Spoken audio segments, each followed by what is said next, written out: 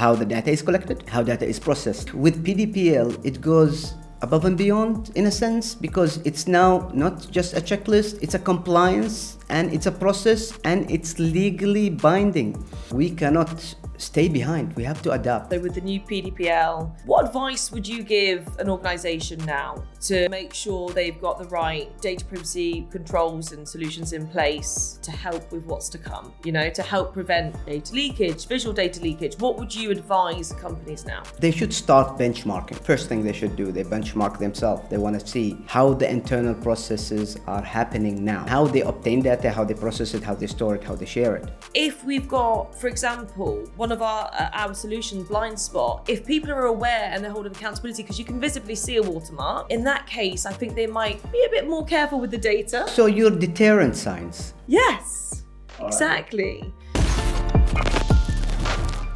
Hi, Dr. Haitham. Welcome to the E-7 podcast. We are delighted to have you on this podcast. Okay, thank you for traveling all the way from Oman.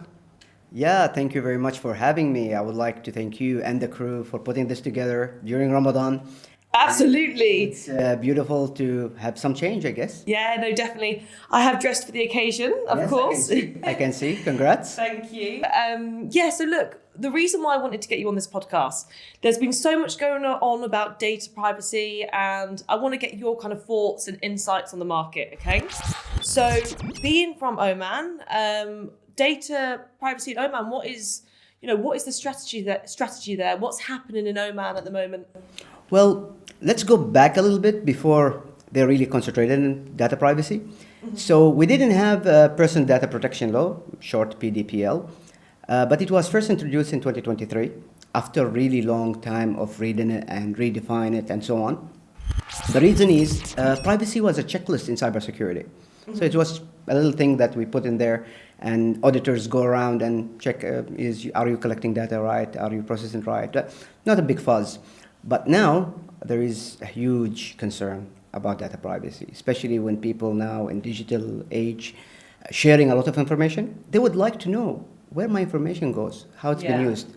I mean, suddenly, funny thing is, some people say, like, I gave my ID to a company, and suddenly I start getting telemarketers calling me all the time.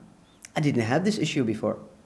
So somebody have abused that. Yeah, and you're getting random calls. Exactly. Where has your number gone? Why is it leaked? And not only in the country. Yeah. It was outside the country. So he was like, where did I go wrong? So we really needed this at a global level, especially in up-developing countries where Oman is still digitizing a lot. Yeah. We're moving through a very good phase of digital transformation. And we really need it as a pillar. So did PDPL come out in 2023?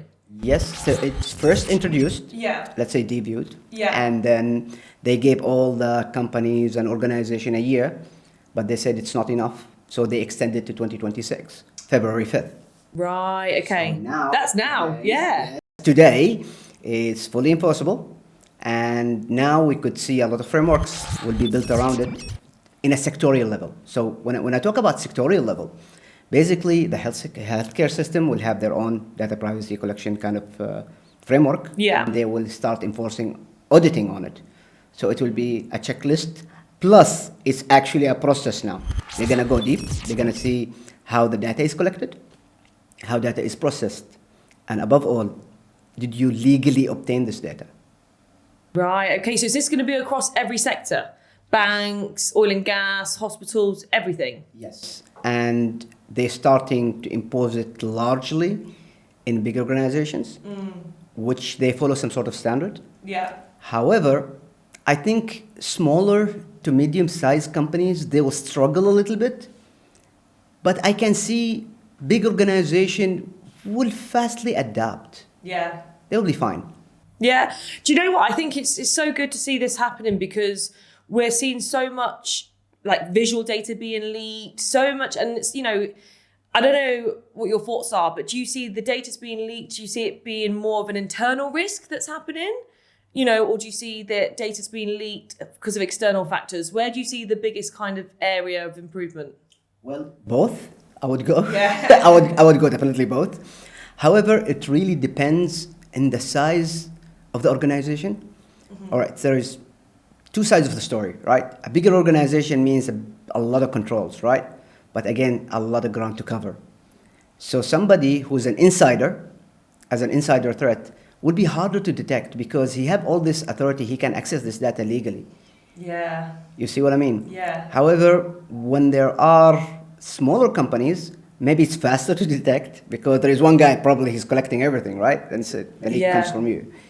So it's easy to identify when it's smaller numbers. Yeah, no, you're right. I think this is where it kind of leads me on. So you've got a lot of companies now, I don't know if this is in Oman as well, they might have a DLP in place and, a DRM. Do you think that's enough in an organization? Well, there are control tools. I mean, DRM, DLP, classification systems. There are tools to control how data is moving around. But I think with PDPL, it goes above and beyond in a sense because it's now not just a checklist, it's a compliance and it's a process and it's legally binding. So when I talk about legally binding, now you have to comply with a citizen, for example, come in and say, I want to know what do you know about me. I want all my data removed. In Oman law now, in the PDPL says you have 45 days to comply with that. Wow. Before we didn't have it. Yeah. Now you can actually have some control. And why do you have it? You can ask. Why do you want to have a copy of my ID card, my bank details, and so on? Now, are they safe or not? It really depends on the organization itself and how fast they adapt best practices, controls. I mean, with GDPR, it's largely there for the past 12 years. Yeah. But now they start paying a lot of focus. And even ISO issued a standard in its own. It used to be part of the 27001, which is information security. But now they have 27701, which definitely dedicated to PIMS. What is PIMS? Privacy Information Management System. Right, okay, yeah. Yeah. So now that's dedicated, and it can be a certification in its own. You don't have to have a prerequisite. So that means a lot of focus on it. Okay. So you mentioned as well, Oman, there's lots of changes now. A lot of companies going digital. Yeah. With AI. How's AI? Oh, yeah. Yeah? AI. Now, there are different parts with AI, right? There is the AI that you seek, you actually go and implement, and there is the AI that is being enforced on you. Yeah. You want to ask me how it's enforced on you? All right, so all the companies are adapting AI. So the very same tool that you used to have without an AI, hey, upgrade now, it has AI on it. Are you ready? Do you have a framework? Do you have a policy in your work how to adapt the AI, how to control it? How the information, is it hosted locally? Is it hosted somewhere else? Who's processing this information? Are you sure this data that processed by AI, it remains within your jurisdiction?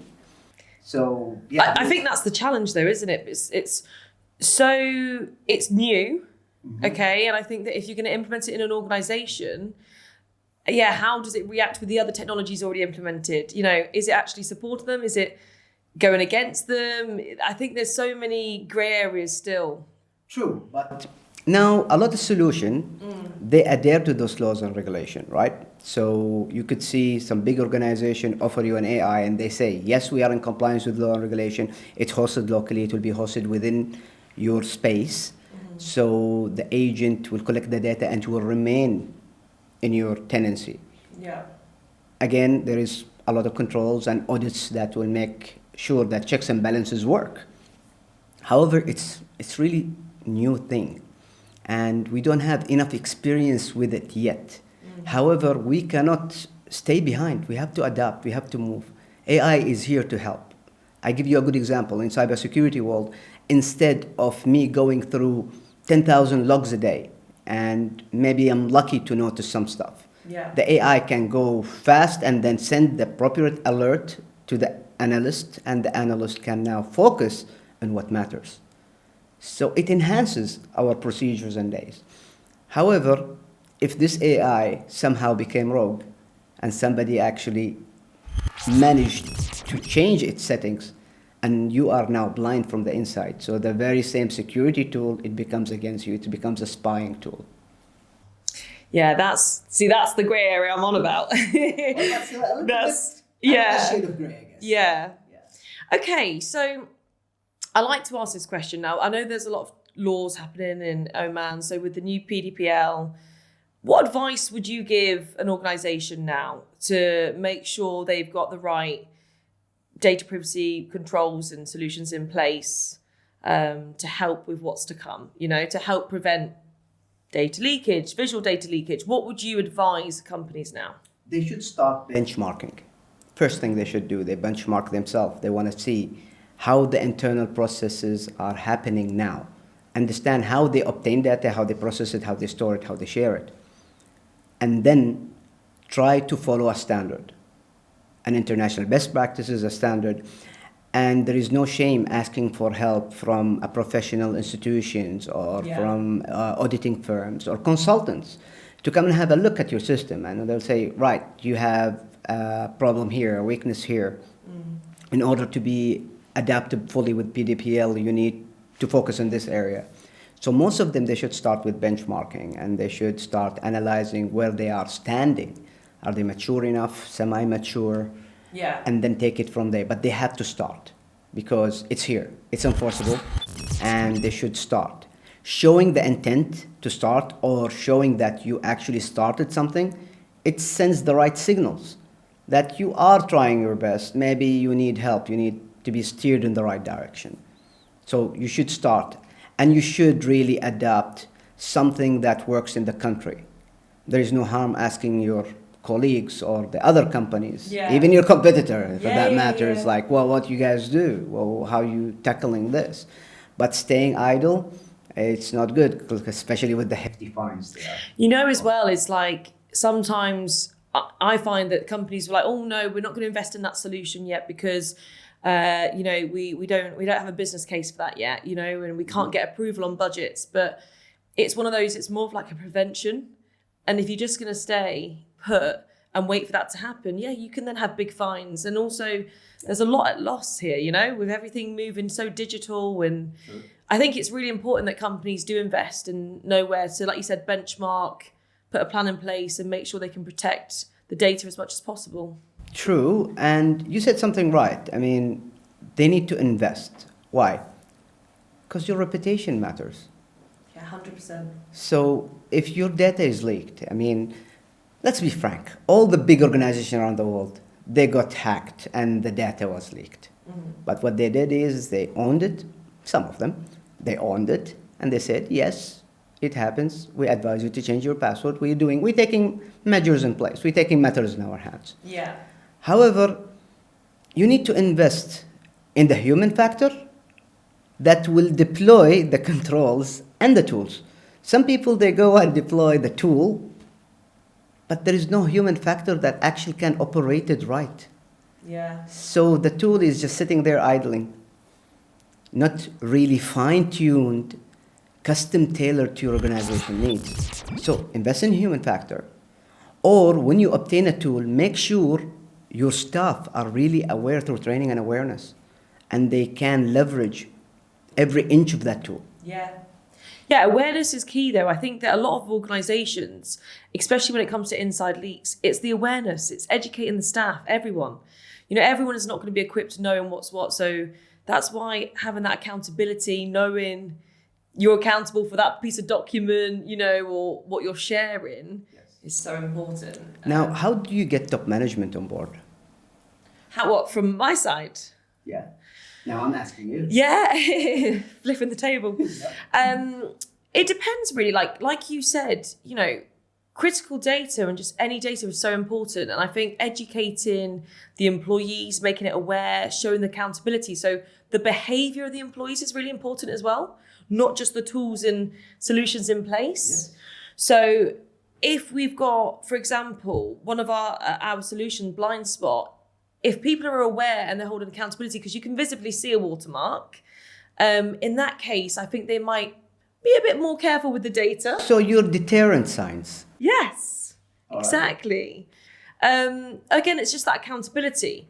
If you're giving me really important information and I know it's got my name stamped on it, I'm going to really look after that important information, And so I think it's just making sure the behavior and awareness of the employees within an organization is important.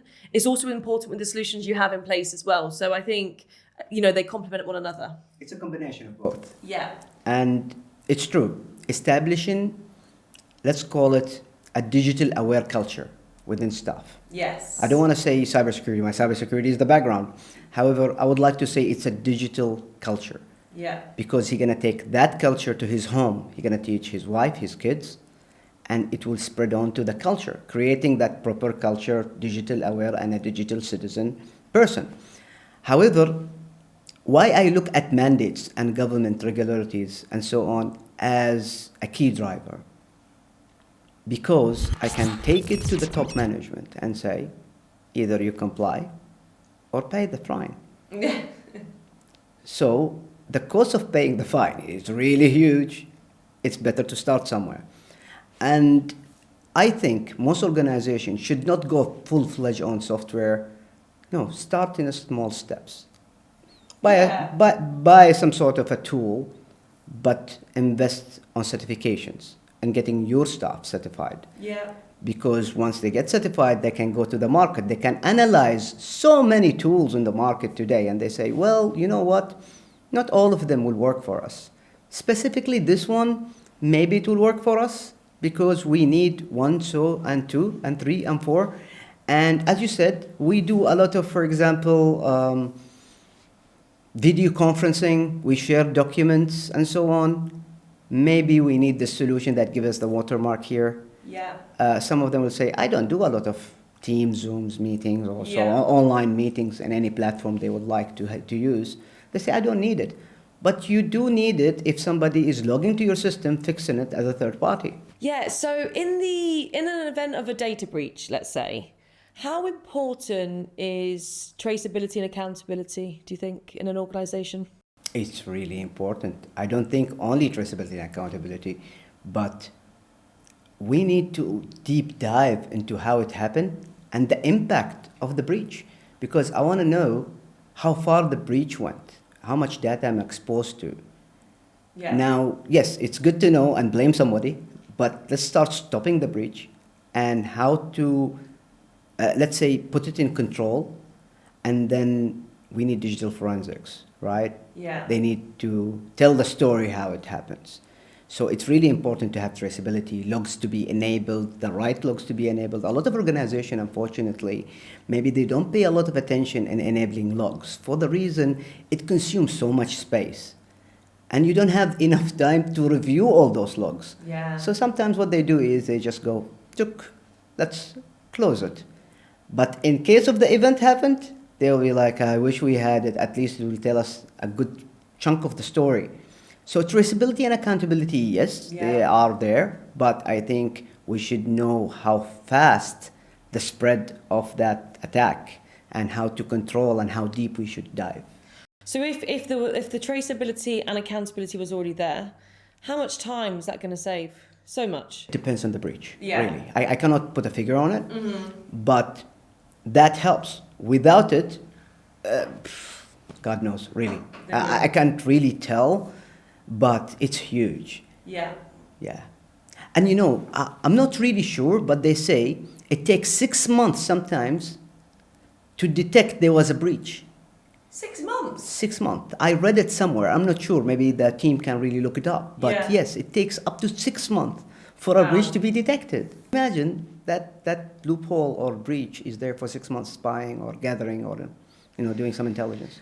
I mean, this is the some of the issues that I think organizations might face. Data might leak and you don't actually know it's leaked. Exactly. For how long? Yeah. For how long they've been listening? For how long they've been harvesting all this data? Because you see, the next digital gold or oil is data.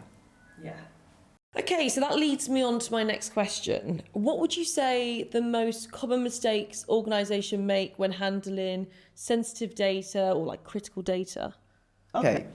I would say classifications. People who actually draft that data or collect it, he mistakenly label it. So instead of he putting confidential, he put it public. And then because who actually does the classification is the owner of the document. Yeah. So again, training and development or training and awareness in how to classify data is important. And this breach is essentials. Now, how to combat this? Now, GDPR, for example, it will go and scan the document before you send it somewhere, especially if you have it in the email. I mean, if you have the right tools, or you're right, that's what it comes to you investing in the right tools, buying. So some of them, even if you misclassify it, it will send you some sort of indication saying, you know what, this document probably need to be reclassified. And it will stop it. Then you will have to send it again and says, are you sure? Yeah. When you say reclassify, what do you mean? I mean, okay, for example, you put customer data in there and you put some bank accounts, a name, date of birth, and then you classified it as public. You see that? It's a rookie mistake. Yeah. And then this is another way of sending classified information outside of the organization. So I go and declassify that document instead of confidential, put it public, and I can now share it via email. So how do you think that organizations can reduce that happening? Well, invest in the right tools that can really scan the document. Yeah. And make some sort of a judgment. Here where the AI shines, right? Yeah. The AI will come and scan the document quickly and says, you know what, I think this classification is wrong. And it will send it back to the owner or can alert the security admin, says this information is really misclassified. Yeah. So it is really important for organization to invest in human factor, training them how to classify data right. Yeah, of course. And what is wanted to be classified as public, generic, or confidential. Again, if somebody by mistake, let's say here, by mistake, classified it wrongly, then the second line of defense is your tool that you invested in that can really correct. Perfect. Thank you, Dr. Haitham. You're welcome.